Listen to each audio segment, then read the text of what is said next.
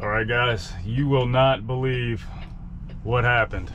The truck that I just recovered from Peterbilt today just broke down.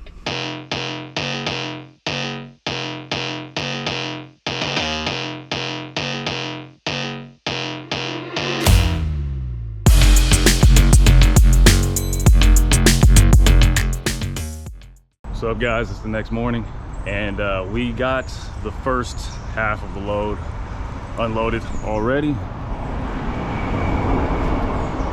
and they received 10 pallets here, which came off very, very quickly.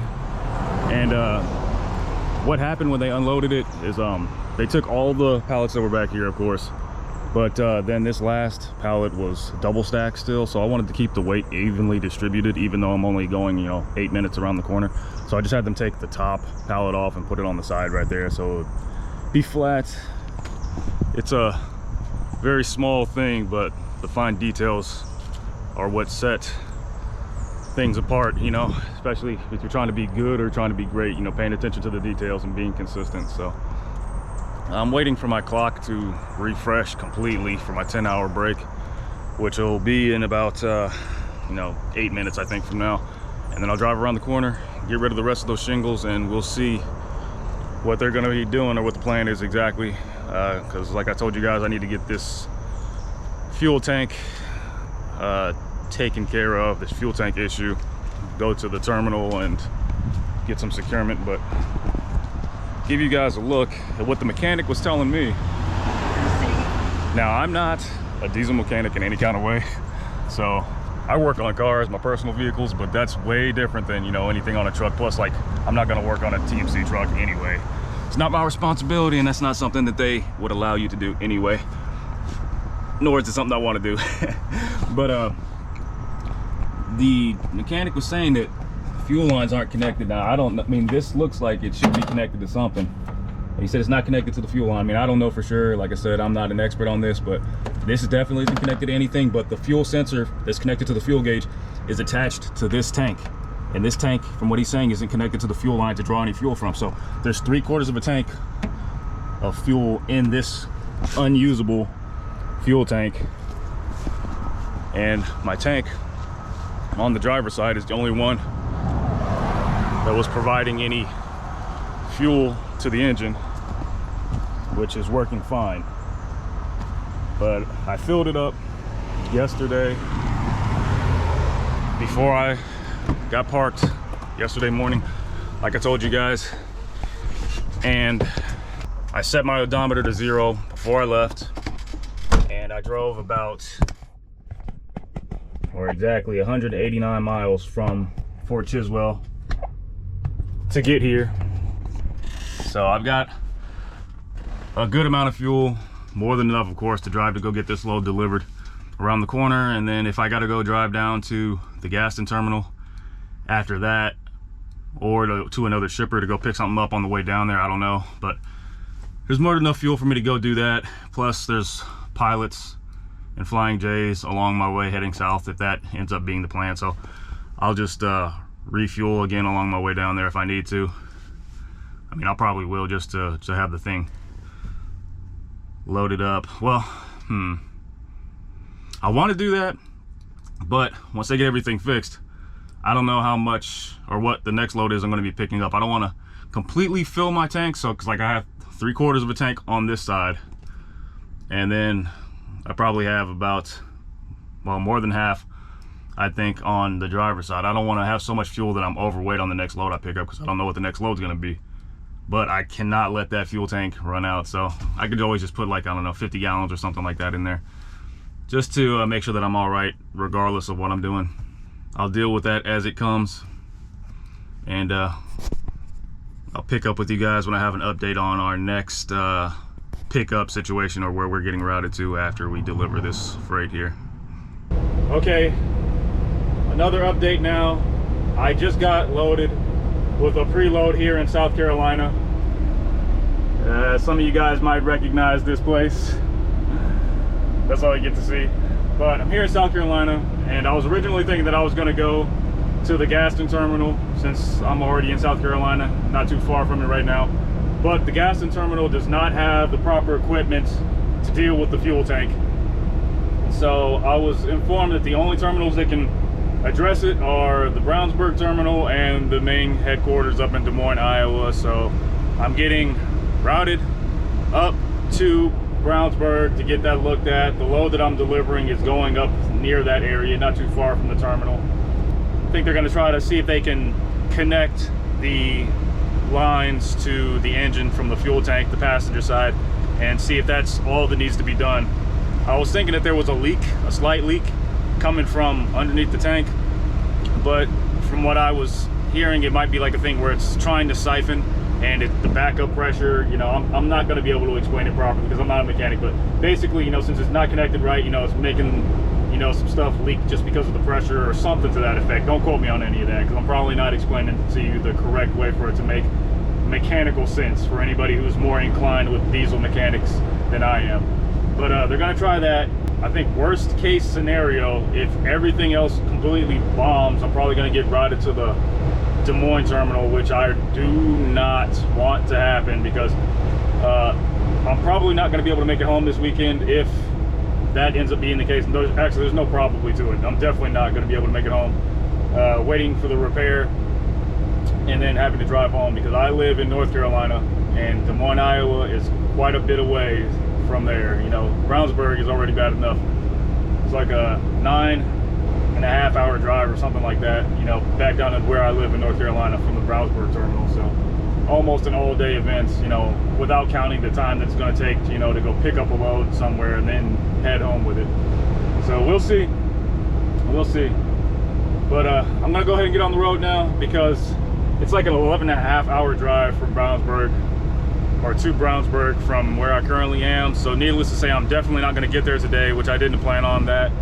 I've got like 8.5 hours of drive time, so I'm going to try to get like at least 7 hours of driving in. I'm going to call it quits for the day, and then I'm going to go ahead and finish the route tomorrow. They're already expecting me, so we'll go from there. I'll update you guys a little bit later on once I stop.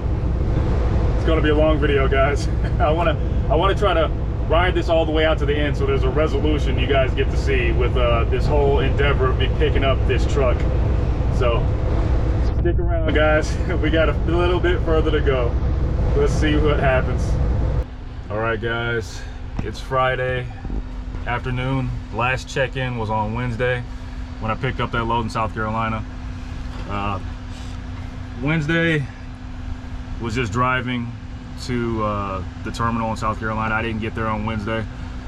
I got there Thursday, late morning, early afternoon-ish. And that was just me checking in the truck so they could do whatever they needed to do to it.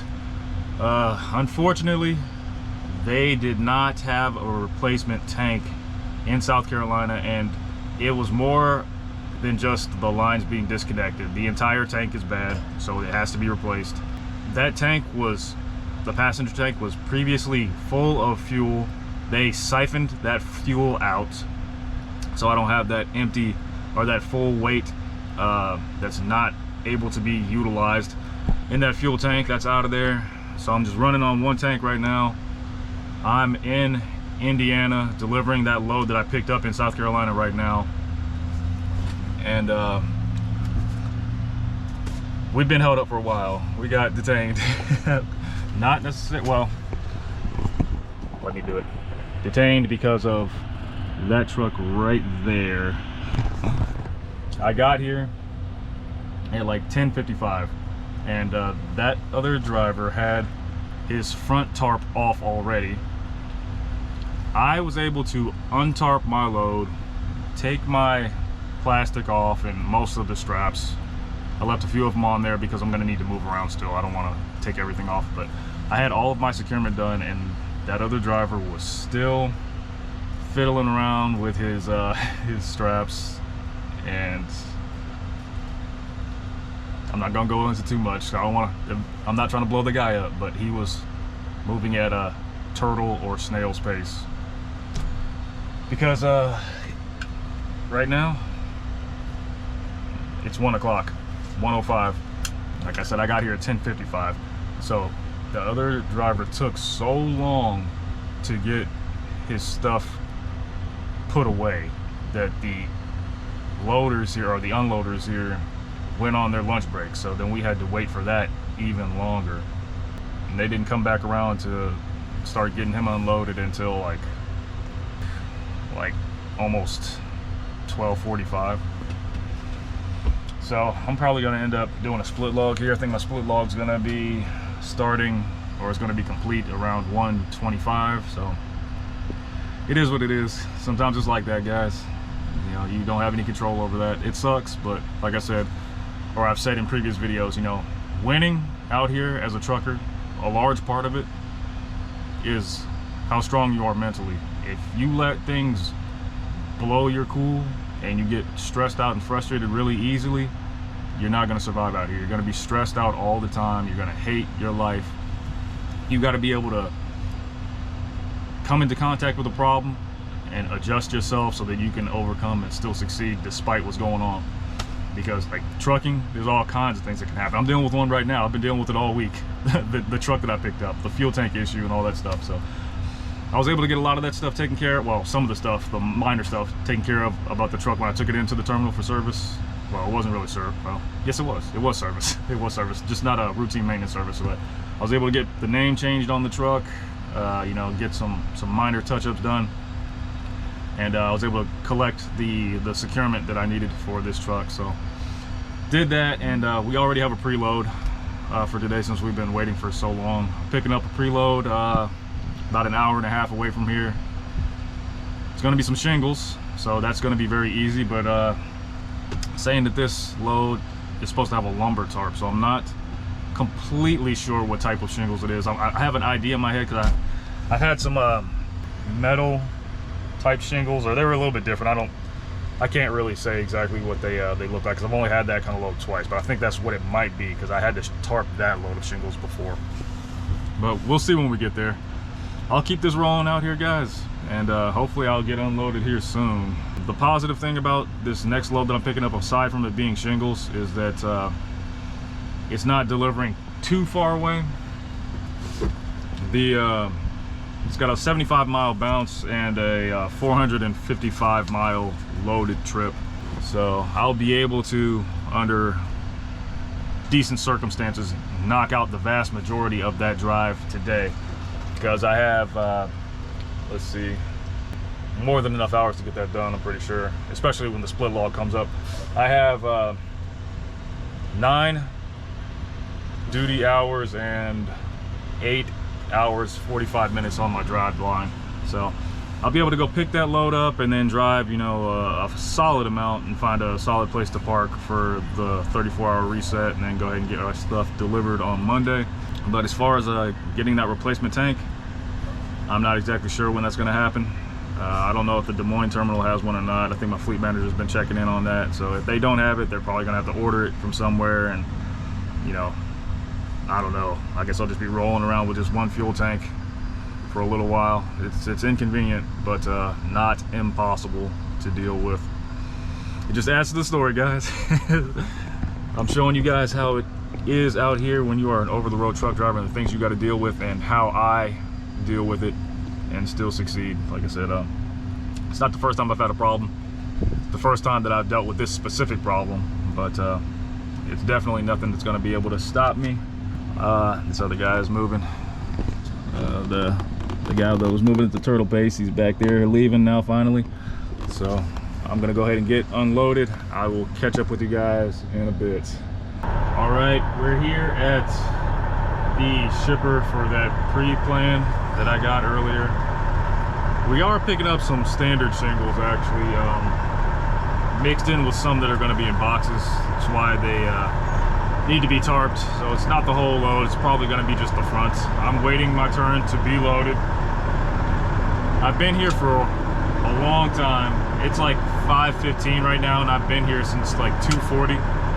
And there were a ton of other truckers here when I got here, and it's going pretty slow.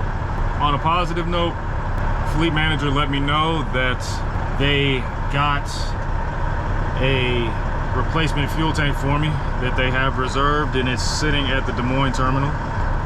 So I'm gonna be heading that way once I'm secured and out of this place. The drag about that is it's about 8.5 hours away from where I am in Indiana, and I only have 6.5 hours on my clock, and currently subtracting because I started my split log earlier, like I was telling you guys, and I got a bunch of my time back, but with me waiting around here now, my duty hours have caught up to my drive hours, and now I have less drive time available than I do, or rather I have less duty time available than I do drive time. So I don't know, well, I mean, depending on how much longer it takes for them to load me. I mean, doing shingles, securing them is pretty fast. I just don't know when my turn's gonna come up. I was wanting to get the vast majority of the way to Des Moines and then have just a relatively short drive to get there tomorrow, which is Saturday morning. That way I would be able to do my 34-hour reset while I'm there, and hopefully have the 34-hour reset complete, and then still have enough time to drive to the Consigny on Sunday, which it was possible if I had got there sooner. I don't know if that's going to be the case now, but the Consigny for this delivery is actually only 3 hours away from the Des Moines terminal where I'm going to get that fuel tank replaced. You know, I don't have any control over that part. It sucks. I mean, this whole week has just been speed bump after speed bump after speed bump. It's reminded me of that Florida video that I put out for you guys, where I had like a tough time all week long when I was in Florida and I couldn't escape. Like, I couldn't get out of that state. Man, but that's how it goes sometimes. It's hot out here, and I really want to be done for the day already. I'm gonna have to figure out how far I'm gonna drive today. I'd like to drive as far as I can, you know. Like I said, I have 6.5 hours on my clock right now, but that's continuously going down by the minute. But when I'm driving, I try to drive at no more than 1 hour before the the maximum amount of time that I have left. I always save that final hour on my drive line, and I dedicate it specifically for parking. Now, I always trip plan, so I know where I'm going. I don't like drive my clock down to the very minute and hope that I make it somewhere. I always have it set up, but when I say I reserve that final hour, that's because like I have a plan A and a B and sometimes a C, depending on where I am. And if I get to my planned parking space, my plan A, and for say whatever reason, if it's not available to me, like if all the spots are filled up, or if it's a rest area, if the rest area is closed and I didn't know about it ahead of time, I still have that hour left on my clock to be able to drive farther down the road or pull over for a second and find another spot. But I've never had to pull over and like think of another spot, because I always have 2 spots minimum picked out, and they're relatively close to each other, just in case, like I said, that plan A doesn't work out. I can drive to plan B and not be sweating bullets looking at my clock, you know, like I'm about to go into an hours violation. And I've been very successful, you know. Like I said, I always save that final hour on my clock for myself to find parking, just in case my main plan falls through. So I don't know how much time I'm going to have once I actually get done securing these shingles, once I actually get loaded, but I'll figure it out. When I'm in phases like this, when there's a lot of dead time and I'm just waiting, I'm always you know, checking the apps like Trucker Path, or I'm looking at my GPS, and I'm seeing what truck stops and what rest areas are along my path of travel for the quantity of miles that I'm planning on driving. And I just, you know, figure out, okay, I'll stop at, you know, these couple of places, and I'll just call it quits. So that's what I'm gonna do for tonight.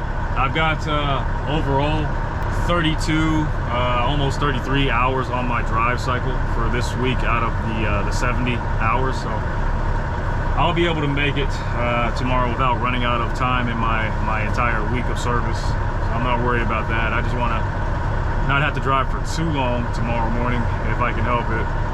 The sooner that I get into the terminal, the sooner they can deal with that fuel tank issue and get me back on the road. As far as I have seen on this truck that fuel tank issue is the only thing left that needs to be remedied out of all the other stuff that I've dealt with this week. We'll do what we need to do, and I'm probably gonna go in the next coming weeks. I'm probably gonna do some longer runs, you know, some 2-week, 3-week runs again. I'm trying to get that money. This truck stuff right here is holding me up, man. It's getting in the way of the paper, but I'll get back on it once the mechanical issues are solved. Catch up with you guys in a bit when we do another update. Hopefully I'll have some shingles on the back of this trailer when I let you guys know. Okay, it's 7:30 p.m. now, but we got loaded finally.